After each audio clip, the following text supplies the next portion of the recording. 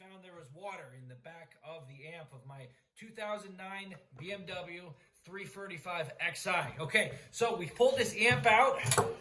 Now we're going to open it up and see what surprises lie on the inside. Water is a demon when it comes to vehicles.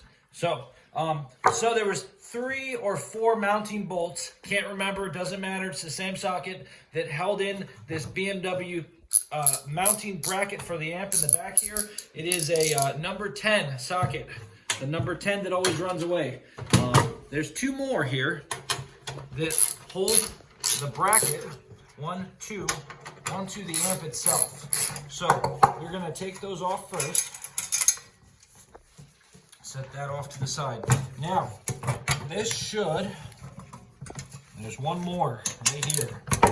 Silent little pipe thing here. So this comes off. And here we go. That frees the amp. So next thing you're going to want to do is you're going to get a T10 Torx. It looks like everything on the outside is the T10 Torx. There it is. So we will start taking these apart. Now, all the bolts are the same size, so it doesn't matter if you mix these up. BMW loves to put different bolt sizes on different places and make it really fun for you. So anyway, we're getting it open here. Upon investigation of the bottom of the amp, I'm looking at a little bit of corrosion here. And again, in the amp, I'm looking at some more corrosion on there. So we won't really know what kind of damage is on the inside until we take it apart. So finishing, there's quite a few little screws on this thing here. Then taking that off. And here's another one.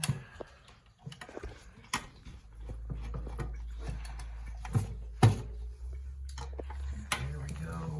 Once we get all the housing bolts off, we should be able to lift this cover off, check out the internals, see what green death may lie on the inside. Oh, the green death.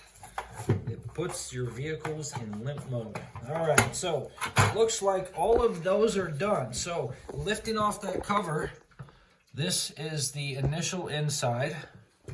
I'm looking at the board here. Really, I would need the underside of the board to identify the green death or any issues going on with corrosion. So I am taking this further apart. Now, this amp was working. Again, it was causing the ghost speakers. So if you look in here, I've got some corrosion built up there.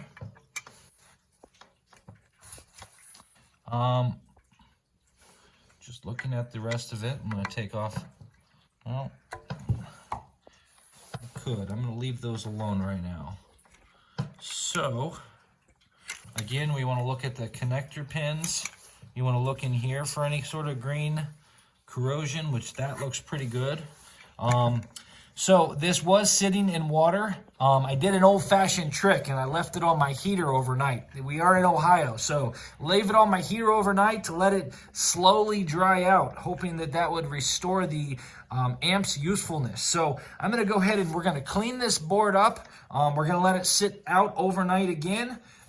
Check on the inside of the board and clean out the corrosion that I did see, and we'll plug it in and try it out in the car. So for right now, that's how to take it apart, how to look at your amp, and different places to look to identify potential issues. Stay tuned.